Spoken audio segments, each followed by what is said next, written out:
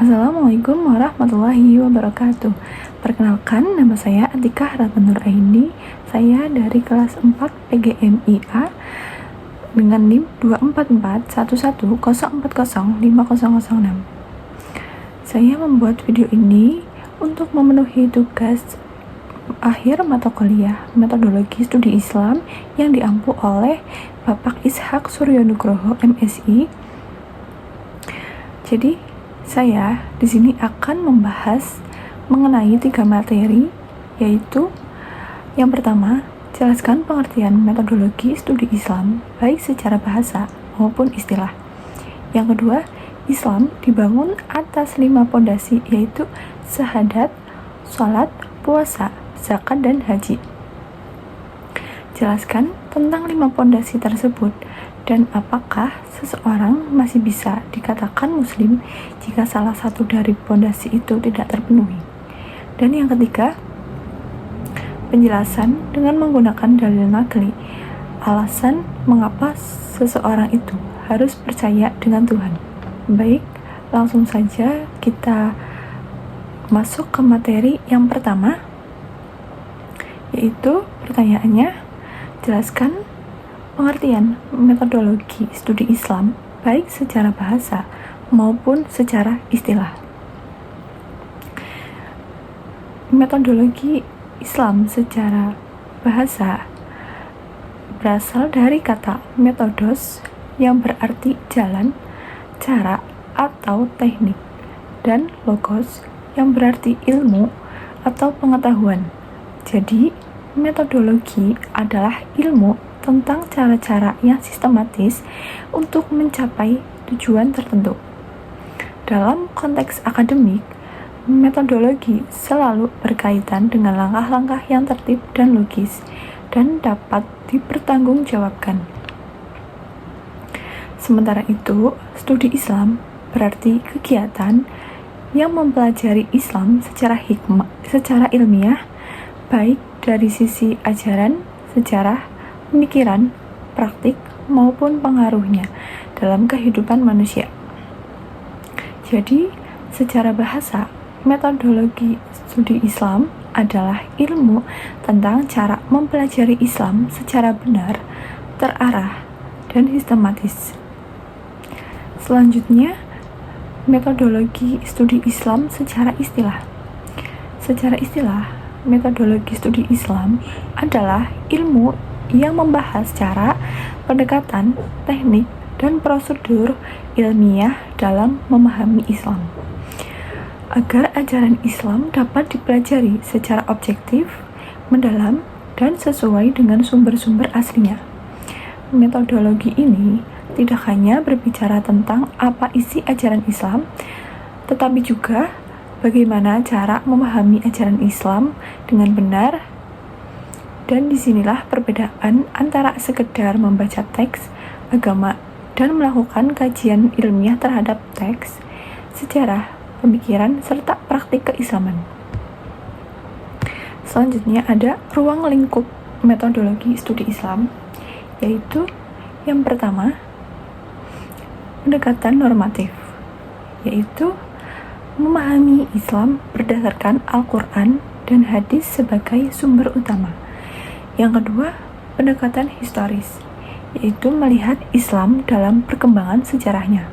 Yang ketiga, pendekatan sosiologis, yaitu melihat Islam dalam kehidupan sosial masyarakat.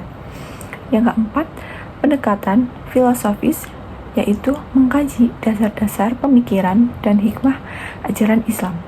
Yang kelima, pendekatan antropologis, yaitu melihat praktik Islam dalam budaya dan tradisi umat. Dengan demikian, metodologi studi Islam membantu agar umat Islam tidak memahami agama secara dangkal, emosional, atau sepotong-potong, melainkan secara utuh, ilmiah, dan proporsional. Yang selanjutnya, ada pun contoh dari pendekatan metodologi studi Islam. Yang pertama yaitu pendekatan normatif, yaitu contohnya Ali ingin mengetahui apakah sholat sholat 5 waktu itu wajib. Ia lalu membuka Al-Quran dan hadis, lalu menemukan dalil yang menjelaskan bahwa sholat 5 waktu adalah kewajiban bagi setiap muslim. Nah, jadi kesimpulannya, Ali memahami hukum sholat berdasarkan Al-Quran dan hadis. Contoh yang kedua yaitu menurut pendekatan historis, yaitu Siti ingin mengetahui bagaimana Islam masuk ke Indonesia. Jadi ia mempelajari sejarah dan menemukan bahwa Islam masuk melalui para pedagang muslim yang datang ke Nusantara. Nah, jadi kesimpulannya ini, Siti mempelajari Islam melalui peristiwa sejarah. Contoh yang ketiga yaitu dengan pendekatan sosiologis. Contohnya, seorang mahasiswa meneliti pengaruh pengajian terhadap masyarakat. Setelah melakukan penelitian, ia menemukan bahwa warga yang rutin mengikuti pengajian lebih rukun dan jarang bertengkar. Nah, jadi kesimpulannya ini, Islam berpengaruh terhadap kehidupan sosial masyarakat. Selanjutnya, contoh dengan pendekatan filosofis, yaitu Budi bertanya, mengapa umat Islam harus berpuasa? Setelah mempelajari ajaran Islam, ia mengetahui bahwa puasa melatih kesabaran, disiplin, dan kepedulian terhadap orang miskin. Jadi kesimpulannya ini, Budi mencari hikmah atau alasan dibalik perintah puasa ini. Selanjutnya, pendekatan dengan antropologis. Rina meneliti tradisi halal bihalal setelah Idul Fitri. Ia menemukan bahwa tradisi ini bertujuan untuk mempererat silaturahmi dan saling memaafkan. Jadi kesimpulannya ini, Rina mempelajari hubungan antara Islam dan budaya masyarakat. Jadi itu contoh dari beberapa pendekatan metodologi studi Islam. Selanjutnya, mengapa metodologi studi Islam itu penting? Metodologi studi Islam penting itu karena Islam adalah agama wahyu yang memerlukan pemahaman yang benar. Kedua, teks Al-Quran dan hadis perlu dipahami sesuai konteks, tujuan, dan kaidah ilmiah. Ketiga, dalam sejarah umat Islam sering berbeda pendapat karena perbedaan metode memahami dalil. Dan yang keempat, tanpa metodologi, seseorang mudah salah paham, mengambil ayat secara serampangan, atau menafsirkan agama hanya menurut hawa nafsu. Jadi, metodologi studi Islam bukan hanya alat akademik, tetapi juga alat untuk menjaga kemurnian pemahaman agama. Selanjutnya, pertanyaan kedua, yaitu Islam dibangun atas 5 pondasi, yaitu yang pertama syahadat, 2 sholat, 3 puasa, 4 zakat, dan 5 haji. Jelaskan tentang 5 pondasi tersebut dan apakah seseorang masih bisa dikatakan muslim jika salah satu dari pondasi itu tidak terpenuhi. Jadi Rasulullah SAW pernah bersabda bahwa Islam dibangun atas 5 perkara. Ini berarti 5 perkara itu adalah dasar utama dari keislaman. Bukan hanya perkara kecil. Kelima pondasi itu adalah syahadat, sholat, zakat, puasa, dan haji bagi yang mampu. Adapun hadis pokoknya, makna hadisnya menjelaskan bahwa Islam bagaikan bangunan. 5 pondasi ini menjadi tiang-tiang penopangnya. Jika salah satu pondasi ditinggalkan, maka bangunan keislaman seseorang menjadi lemah, bahkan bisa runtuh, tergantung pada pondasi mana yang ditinggalkan. Yang pertama, syahadat. Syahadat adalah pernyataan iman dan pengakuan keesaan Allah Subhanahu wa taala serta kenabian Muhammad sallallahu alaihi wasallam yang berbunyi Bismillahirrahmanirrahim. Asyhadu an la ilaha illallah wa asyhadu anna Muhammadar Rasulullah.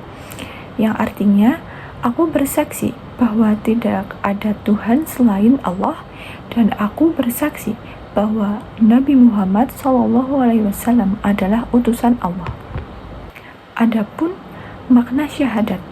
Syahadat bukan sekedar ucapan lisan, tetapi mengandung yang pertama, pengakuan dengan hati.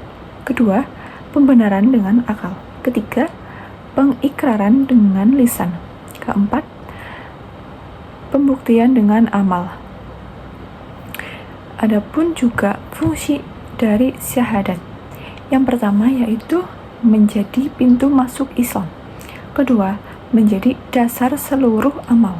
Ketiga, menegaskan tauhid, yaitu hanya Allah yang berhak disembah. Dan yang keempat, menegaskan bahwa ajaran Islam harus diambil dari wahyu melalui Nabi Muhammad SAW. Jika syahadat tidak ada, maka seseorang belum masuk Islam. Maka dari itu, syahadat adalah fondasi paling utama. Yang kedua ada sholat. Sholat adalah ibadah wajib yang dilakukan 5 kali sehari pada waktu-waktu tertentu dengan gerakan dan bacaan tertentu, dimulai dari takbiratul ihram dan diakhiri salam. Kedudukan sholat. Sholat disebut sebagai ibadah paling penting setelah syahadat.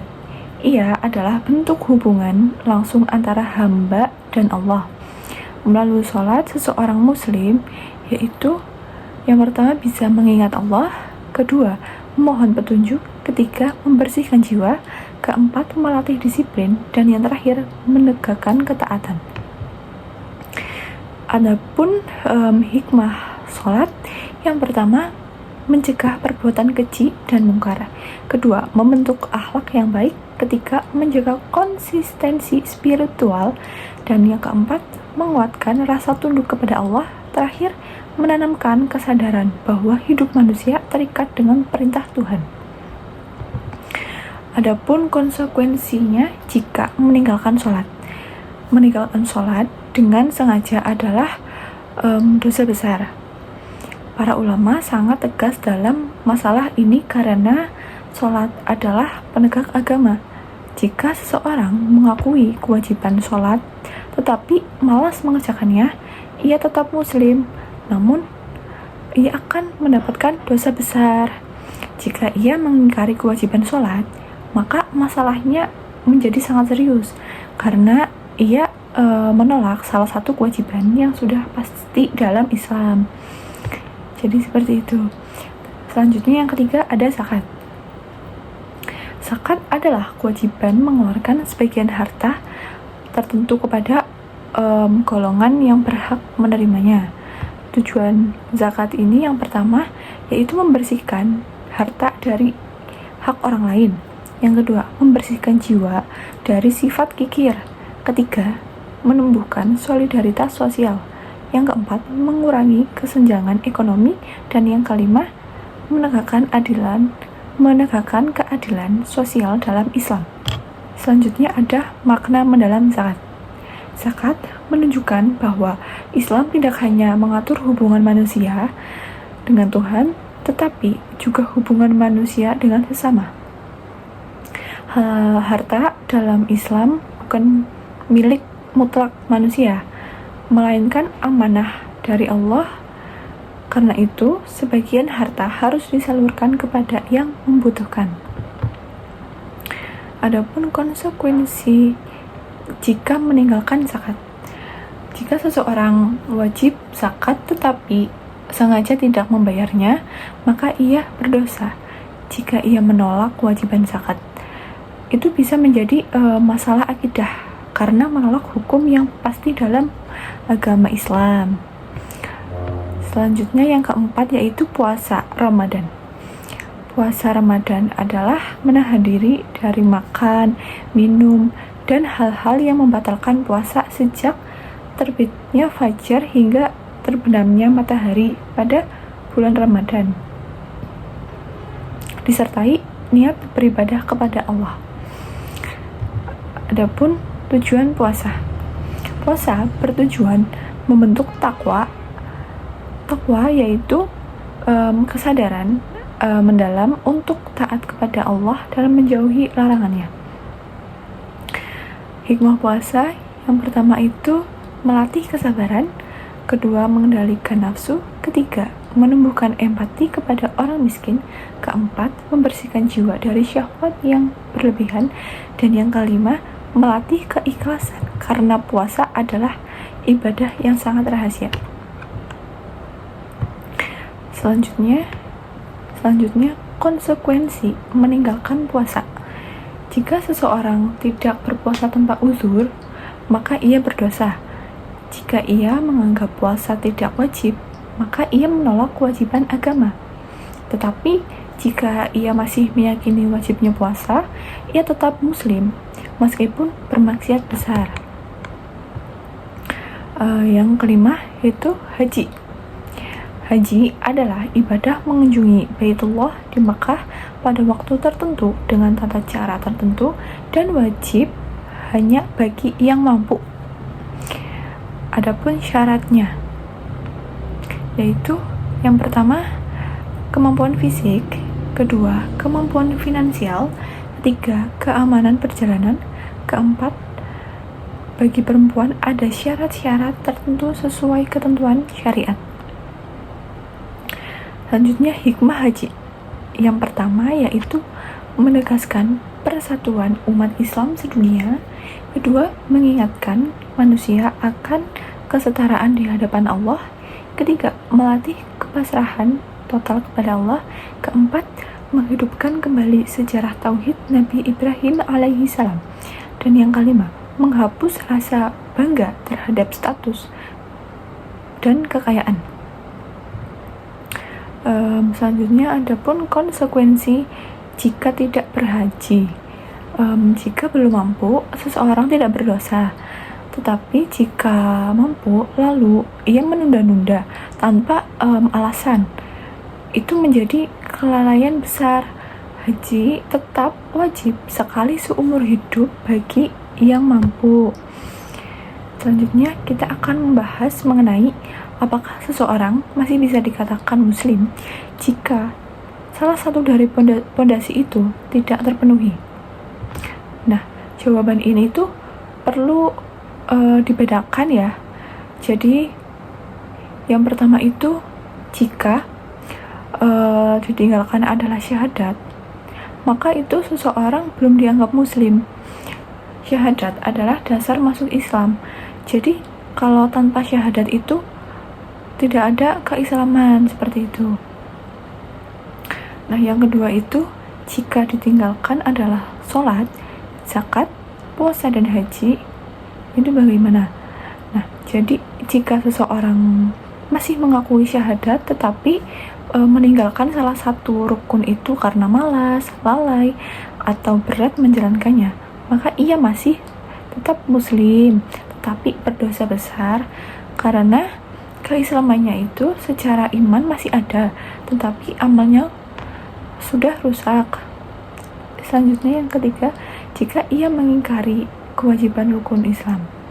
Kalau seseorang menolak kewajiban yang sudah jelas dan pasti dalam Islam, misalnya berkata bahwa sholat tidak wajib atau zakat tidak perlu, maka penolakannya bisa merusak keimanannya karena ia menentang sesuatu yang maklum minat din bin darurah, yaitu perkara agama yang sudah sangat pasti diketahui.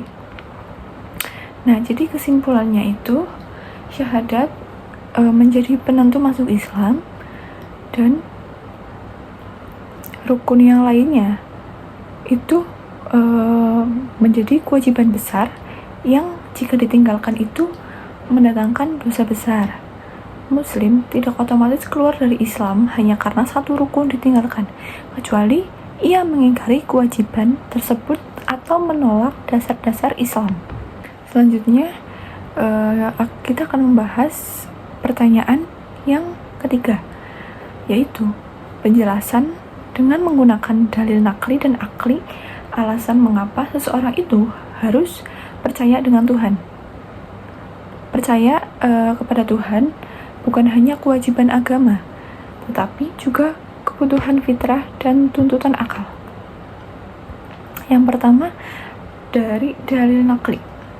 Dalil nakli adalah dalil dari wahyu, yaitu Al-Quran dan hadis. Dalam Al-Quran, keharusan beriman kepada Allah dinyatakan dengan sangat tegas. Seperti yang sudah dijelaskan dalam Al-Quran, surat Al-Ikhlas ayat 1-4 yang berbunyi, Bismillahirrahmanirrahim. Qul huwallahu ahad, Allahus samad, lam yalid wa lam yulad wa lam yakul lahu kufuwan ahad. Yang artinya, Dialah yang Maha Esa, Allah tempat bergantung segala sesuatu. Dia tidak beranak dan tidak diperanakan, dan tidak ada sesuatu pun yang setara dengannya. Ayat ini menegaskan bahwa Allah adalah satu, sempurna, dan tidak bergantung kepada siapapun, dan menjadi tempat bergantung seluruh makhluk. Selanjutnya, yang dijelaskan di Al-Quran, surat Al-Baqarah ayat 21-22, yang artinya, wahai manusia, sembahlah Tuhanmu yang telah menciptakan kamu dan orang-orang sebelum kamu agar kamu bertakwa. Dialah yang menjadikan bumi sebagai hamparan dan langit sebagai atap, dan menurunkan air dari langit lalu mengeluarkan dengan air itu berbagai buah-buahan sebagai rezeki untukmu. Ayat ini menunjukkan bahwa perintah beribadah kepada Allah beralasan kuat karena Dialah pencipta dan pemberi rezeki. Yang selanjutnya yang sudah dijelaskan di Al-Quran, surat Az-Zariyat ayat 56, yang artinya, Aku tidak menciptakan jin dan manusia, melainkan agar mereka beribadah kepadaku. Ayat ini menegaskan tujuan utama manusia, yaitu untuk beribadah kepada Allah. Selanjutnya, dalil akli. Dalil akli adalah dalil yang berdasarkan akal sehat dan logika. Yang pertama, adanya alam menunjukkan adanya pencipta. Alam semesta tidak mungkin muncul dari ketiadaan tanpa sebab. Segala yang berubah, tersusun, dan teratur membutuhkan penjelasan. Karena alam memiliki awal, keteraturan, dan hukum, maka secara logis harus ada zat yang menciptakan dan mengaturnya. Yang kedua, keteraturan alam menunjukkan adanya pengatur. Perputaran bumi, pergantian siang dan malam, sistem tubuh manusia, dan hukum-hukum fisika menunjukkan keteraturan yang sangat presisi.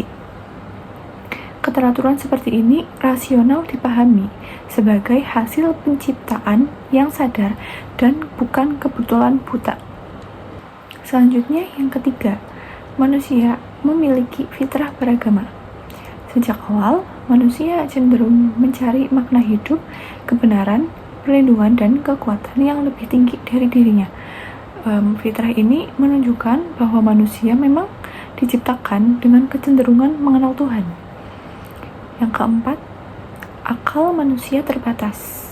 Manusia ini tidak bisa menciptakan dirinya sendiri, tidak mengetahui seluruh rahasia alam, dan tidak mampu menguasai hidup sepenuhnya. Karena keterbatasan itu, manusia memerlukan Tuhan yang Maha Kuasa, Maha Tahu, dan Maha Adil. Selanjutnya, moral membutuhkan dasar yang kokoh. Jika tidak ada Tuhan, maka nilai baik dan buruk mudah menjadi relatif. Padahal manusia ini secara umum mengakui bahwa keadilan, kejujuran, dan kasih sayang adalah nilai yang benar. Keberadaan Tuhan memberi dasar yang kuat bagi moralitas. Baik, karena pemaparan materi sudah selesai, di sini saya akan memberikan kesimpulan dari keseluruhan materi. Jadi, kesimpulannya yaitu bahwa metodologi studi Islam merupakan landasan penting dalam memahami ajaran Islam secara benar, sistematis, dan ilmiah, sehingga seseorang tidak hanya memahami agama secara tekstual, tetapi juga kontekstual dan proporsional melalui berbagai pendekatan seperti pendekatan normatif, historis, sosiologis, filosofis, dan antropologis. Islam sendiri dibangun di atas 5 pondasi utama atau rukun Islam, yaitu syahadat, sholat, zakat, puasa, dan yang terakhir haji. Syahadat menjadi dasar utama yang menentukan keislaman seseorang, sedangkan 4 rukun lainnya merupakan kewajiban yang harus dilaksanakan sebagai bentuk pengamalan iman. Meninggalkan rukun selain syahadat tidak serta-merta mengeluarkan seseorang dari Islam, selama ia tidak mengingkari kewajibannya, namun tetap termasuk dosa besar yang melemahkan kualitas keimanannya. Kepercayaan Allah merupakan inti Islam yang didukung oleh dalil nakli dan dalil akli. Wahyu menegaskan bahwa Allah adalah satu-satunya Tuhan dan tujuan utama penciptaan manusia adalah beribadah kepadanya. Sementara itu, akal menunjukkan bahwa keberadaan alam semesta, keteraturan kehidupan, fitrah manusia, serta dasar moralitas semuanya mengarah pada adanya Tuhan sebagai pencipta dan pengatur. Sekian pemaparan materi dari saya. Semoga apa yang saya sampaikan dapat bermanfaat. Kurang lebihnya mohon maaf. Billahi taufiq wal hidayah. Wassalamualaikum warahmatullahi wabarakatuh.